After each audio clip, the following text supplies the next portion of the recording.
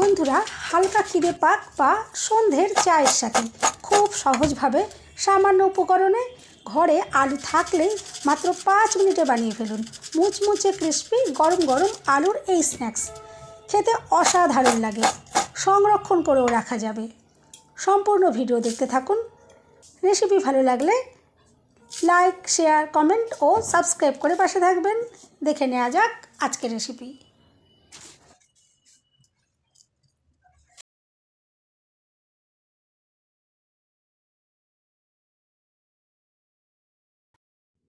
প্রথমেই আমি এখানে নিয়ে নিচ্ছি 1 বাটি সুজি। আমি এখানে সরু দানার যে সুজিটা হয় সেটা ব্যবহার করলাম। আর আপনারা যদি মোটা দানার সুজি দিয়ে তৈরি করেন তাহলে অবশ্যই একবার মিক্সিতে একটু ঘুরিয়ে নিতে হবে। এরপর গ্যাস জ্বালিয়ে একটা কড়াই বসিয়ে দিয়েছি আর দিয়ে দিলাম অল্প করে একটু সাদা তেল। এখন এখানে ফোড়ন হিসাবে আমি দিয়ে দিচ্ছি অল্প করে একটু গোটা জিরে, আর দিয়ে দিচ্ছি অল্প করে কালো সর্ষে, আর দিয়ে দেব 1 চামচ সাদা তিল। এরপরে গ্যাসের ফ্লেম একদম লোতে রেখে একটু নাড়াচাড়া করে কয়েক সেকেন্ড এটা রেডি করে নিতে হবে। এরপরে এখানে আমি কাঁচা পাকা লঙ্কা একটু কুচনো দিয়ে দিলাম। ঝাল আপনারা নিজেদের পছন্দ মতো কম বেশি ব্যবহার করবেন। এরপর নাড়াচাড়া করে ফোড়নটা একটু রেডি করে নিচ্ছি। এখন এখানে দিয়ে দিচ্ছি 1 থেকে 1.5 চামচ মতো কসুরি মেথি। ঘরে কসুরি মেথি থাকলে অবশ্যই এটা দেওয়ার চেষ্টা করবেন, এতে সুন্দর একটা ফ্লেভার আসবে, খেতে অসাধারণ লাগবে। এখন দিয়ে দিচ্ছি 1.5 বাটি মতো জল। আমি এখানে যেহেতু 1 বাটি সুজি ব্যবহার করছি, 1 বাটি সুজির জন্য 1.5 বাটি মতো জল দিতে হবে। জলের পরিমাণটা এর থেকে আর বাড়ানো যাবে না। আপনারা মাপটা একটু খেয়াল রেখে তৈরি করবেন, একদম এই স্ন্যাক্সগুলো একদম পারফেক্টভাবে বানিয়ে নিতে পারবেন। দিয়ে দিচ্ছি স্বাদ মতো নুন। এরপরে জলটা একটু ভালো করে ফুটিয়ে নেব।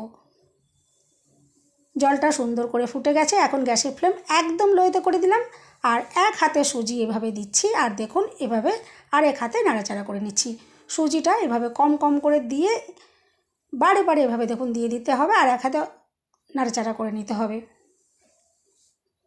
এভাবে যদি দেওয়া হয় তাহলে দেখবেন কোনো রকমের দলা পাকিয়ে যাবে না।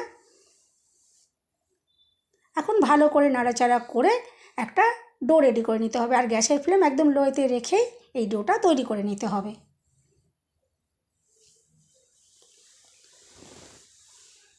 জলের পরিমাণটা যদি ঠিক থাকে তাহলে দেখবেন সুন্দরভাবে একটা ডো খুব কম সময়ের মধ্যে তৈরি হয়ে যাবে। আর যেহেতু এটা সুজির ডো, একদমই সময় লাগবে না, মিনিট খানেকের মধ্যেই এই ডোটা তৈরি হয়ে যাবে।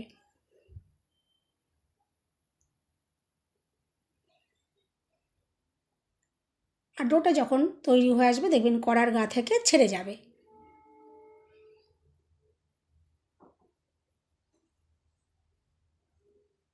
ডোটা দেখুন এখন একদমই রেডি হয়ে এসেছে। আমি এটা একটা জায়গার মধ্যে নামিয়ে নিচ্ছি।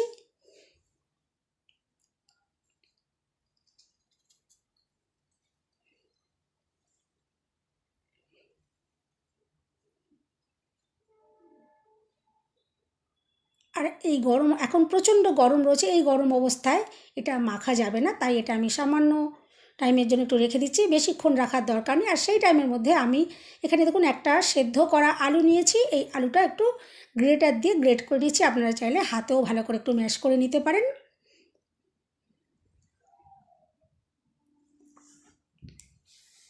গ্রেটার দিয়ে গ্রেট করলে কোনো বড় এখানে টুকরো থাকার সম্ভাবনা থাকবে না। দেখুন আমি রেডি করে নিলাম। এখন সুজির ওপরে দেখুন সেদ্ধ আলুটা আমি দিয়ে দিয়েছি, আর বেশি করে একটু ধনেপাতা কুচনো আমি দিয়ে দিলাম, এতে ফ্লেভারটাও ভীষণ সুন্দর আসবে। আর সুজিটাও একটু ঠান্ডা হয়ে গেছে, এখন খুব ভালো করে মেখে নেব। স্ন্যাক্সগুলো পারফেক্টভাবে বানানোর জন্য ভালো করে দেখুন একটু মেখে নিতে হবে, যাতে সুজির কোনো রকম দলা দলা ভাব না থাকে। মসৃণ করে এখানে একটা ডো আমি মেখে নেব। আমি এখানে হাতে একটু তেল মাখিয়ে নিয়েছিলাম। তেল মাখিয়ে নিলে এই ডোটা খুব ইজিলি ভালো করে মেখে নেওয়া যাবে। ডোটা আমি ভালো করে মেখে নিয়েছি। এখন এখান থেকে দেখুন দুটো টুকরো করে নিচ্ছি, আর একটা টুকরো নিয়ে এভাবে রোলের মতো করে তৈরি করে নিলাম। আর রোলটা একটু সমানভাবে তৈরি করতে হবে, যাতে সব জায়গাটা সমান মতো থাকে। এরপরে রোলটা তৈরি করার পরে একটা ছুরি দিয়ে আমি টুকরো টুকরো করে কেটে নেব। আর এভাবে যদি করা হয় খুব সহজ পদ্ধতিতে দেখুন একসাথে অনেকগুলো স্ন্যাক্স তৈরি হয়ে যাবে। আর এরপরে হাতে আমি একটু শেপ দিয়ে দিচ্ছি। দেখুন এভাবে একটু শেপটা দিয়ে দিলে এই স্ন্যাক্সগুলো দেখতে সুন্দর লাগবে। চাইলে শুধু টুকরো করে নেওয়ার পরেও কিন্তু এগুলো রেডি করে নেওয়া যেতে পারে, কিন্তু দেখতে যাতে ভালো লাগে তার জন্য আমি একটু এভাবে হাত দিয়ে একটু শেপগুলো দিয়ে দিচ্ছি। দেখুন সমস্ত স্ন্যাক্সগুলো আমি তৈরি করে নিয়েছি। আর এভাবে তৈরি করার পরে এয়ারটাইট কন্টেনারে করে যদি ফ্রিজে রাখা হয় তাহলে কিন্তু 1 সপ্তাহ পর্যন্ত এগুলো সঠিক থাকবে। এরপর গ্যাস জ্বালিয়ে একটা কড়াই বসিয়ে দিয়েছি, আর তেল আমি গরম করে নিয়েছি।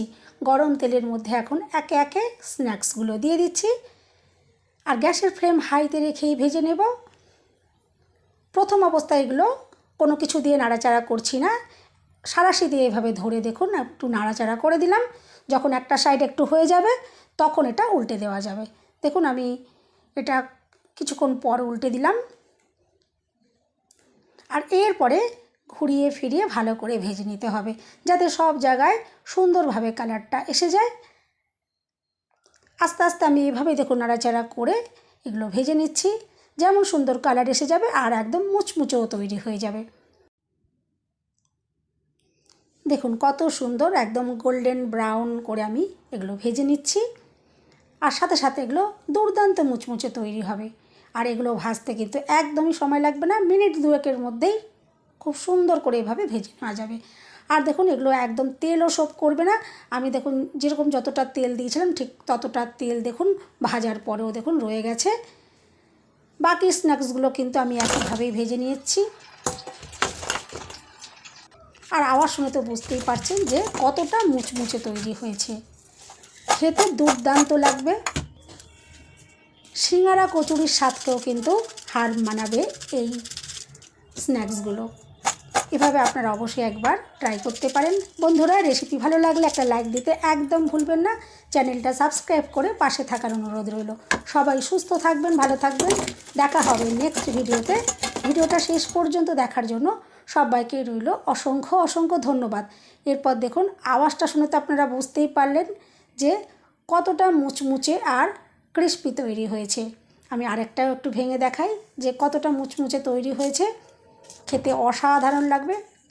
সামান্য একটু টমেটো সস হলে কিন্তু একদম জমে যাবে। গরম গরম চায়ের সাথে দুর্দান্ত লাগবে। তাছাড়া এটা হালকা খিদে পেলেও আপনারা তৈরি করে খেতে পারেন, বা বাচ্চাদের স্কুলের টিফিনও এভাবে তৈরি করে দিতে পারেন। আর একদিন যদি এইভাবে তৈরি করে খান, এরপর দোকান থেকে সিঙ্গারা কচুরি আর কোনো দিনও কিনে খাবেন না, এতটাই টেস্টি তৈরি হবে। এভাবে অবশ্যই একবার ট্রাই করতে পারেন। আশা করছি আজকের রেসিপি ভালো লাগলো।